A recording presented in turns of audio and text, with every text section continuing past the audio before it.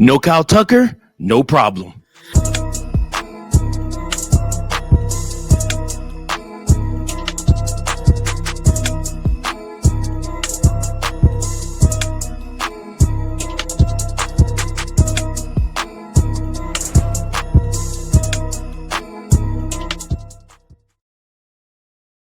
Welcome in, everybody. Welcome into another episode of Chicago Cubs Central, your number one spot for all things Chicago Cubs. I am your host, Mike Jones. Thanks again, everybody, for tuning in. Hey, shout out to all of our new fans. Again, this page is rapidly growing. We are gaining back steam. All of the subscribers that we lost due to the losing the other page are coming back in droves, and I appreciate you guys so much. And shout out to the new subscribers. Guys, remember, get active in that chat below. We want to hear what you have to say and your thoughts about the Chicago Cubs and on this episode. Remember, this is the place for the voice of the Chicago Cub fan to be heard. So, that being said, guys, listen, Chicago Cubs went ahead and did what they had to do. Michael Busch is finding himself heating up right at the right time. Chicago Cubs will find themselves without Kyle Tucker in this game. If you remember, I told you before the game, I did not think Kyle Tucker would play today. He experienced some swelling. Craig Counsell said about 5 o'clock today that he would be out of the lineup, experienced some swelling. Hopefully, that swelling would go down. And he would probably be back in the lineup as soon as tomorrow, but definitely probably Thursday, excuse me. And again, like I said, the Chicago Cubs should be able to take care of business against the Washington Nationals without Kyle Tucker, at least winning the series. Like I said, tomorrow's game might be a little bit tough, but at least winning the series against them. So again, we expect the Chicago Cubs to do what they have to do that and be successful. And again, of course, today they did. Game started off kind of rocky for the Cubs. Obviously, Kate Horton came out and pitched. He is now 3-0 on the season. Whereas Trevor Williams is 3-6 now on the season. It started up with the Chicago Cubs, Kate Horton giving up a single, to Abrams, who then from there stole a base. And then from there, another single from Garcia Jr. allowed Abrams to come around and to score. Swanson hit a sacrifice fly after Busch tripled. That gave the Cubs the 1-1 tie. Then in the third, Abrams grounded out to second, but Tina scored. And then Lyle to third. And then Wood hit a sacrifice fly to left, and Lyle scored off of that. And the Washington Nationals did all of their scoring in the third inning. And after that, everything else was straight Chicago Cubs. Michael Busch singled to right, and Peaker Armstrong scored, and Kelly went to third. Swanson hit a sacrifice fly to right, and Kelly scored off of that. Then Suzuki hit a sacrifice fly to center in the fifth, and Shaw scored, and Happ went to second. And then Busch walked, Happ scored, Kelly to second, and Crow Armstrong to third, and then Horner singled in the fifth.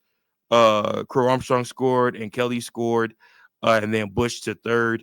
And then obviously Michael Busch homered in the seventh to give the Cubs their eighth and final run of the game. And yeah, man, Chicago Cubs put a whooping on these Washington Nationals. Again, you play who's in front of you and you be who you're supposed to be. And the Chicago Cubs absolutely took advantage of that and did that. And again, like I said, Michael Busch finding himself on a heater right now is actually great for the team, especially being without Kyle Tucker, especially, needing to pick me up with some scoring. This was a high scoring game for the Cubs. They got back to business. Honestly, and this may be the second topic I want to talk about, is Chicago Cubs are play to me, scoring wise, play better on the road than they do at Wrigley. They are first in the National League in so many scoring statistics as far as the National League goes, and it's because they find themselves having success playing on the road, which is crazy because I feel like in years past, Chicago Cubs just have not been a great road team, but instead they find themselves on the road having much success. Again, like I said, they are thriving and they are winning games like they should be. And again, we didn't even use our the great arms in our bullpen. We pulled Kate Horton, went 5-1, allowed 6 hits, 3 earned runs, 1 walk, 3 strikeouts on 77 pitches and 52 strikes. His ERA is now 4.21. Caleb Thielbar came in after him, pitched 1 2 thirds of an inning. He allowed 1 hit, 0 earned runs, 0 walks, 1 strikeout on 17 pitches, 13 of those being strikes. And then uh they call him Genesis Cabrera. I say Genesis. I don't know. I see a G at the beginning of his name. Anyways, Cabrera came in and pitched after that in the eighth, allowed 0 hits, 0 earned runs, 0 walks, and 0 strikeouts on 9 pitches, 6 of those being strikes. His ERA dropped to 2.70. And then Ryan Presley came in the ninth inning and pitched 1 inning. He did give up 1 hit, but 0 earned runs, 0 walks, and 0 strikeouts on 13 pitches, 8 of those being strikes. He dropped his ERA back down to a respectable 4.50, not closer respectable, but bullpen relief respectable at least. That bullpen is steadily dropping. He has recorded now 9 straight outings without giving up a run. So I will ask you guys, because you're looking at Porter Hodge coming back soon too. You're looking at Daniel Palencia still doing his thing. And Ryan Presley seems to have kind of found his stride again. You have a great problem on your hands, because who do you pick to close games? Who's your setup man? And who is the person that's going to be in the seventh inning? So would you go Presley, Palencia, Hodge? Would you go Hodge, Palencia, Presley? Would you go would you go would you go wait, what was the other one? So it's Palencia, Hodge, Presley, Palencia, Hodge. Or would you go Hodge, Presley, Palencia? I personally like the fact that Palencia throws gas. I'm talking about 1-on-1, and he just overpowers people. I would like to see Palencia in the eighth or in the seventh inning. Either one of those. I don't think you need him as early as the sixth inning. But as far as Presley goes, I still think he's still on the outs with this one. I think you're looking at Hodge coming back and being your setup man, and Palencia being your keep your closer hot, man. Keep him going until he messes up, and then you got other guys that can step into that role. I think Presley has to get his ERA down a lot more to prove that he is capable of pitching innings. And you're gonna have to put, and I know this is gonna kill some people, you're going to have to put Presley in under pressure again, just to see if he can handle it. You know, like I said, you're going to have to put Presley into a pressure situation. And if he gives up a bunch of runs, then like, okay, he's just not the closer that we thought we traded for.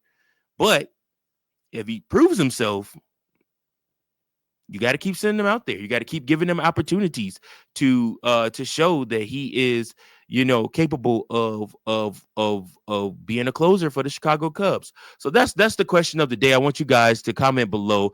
What does your last 3 innings look like? Does it look like Presley, Hodge, Porter? Does it look like Porter? Presley, Hodge, Palencia? Or does it look like Palencia, Presley, Hodge?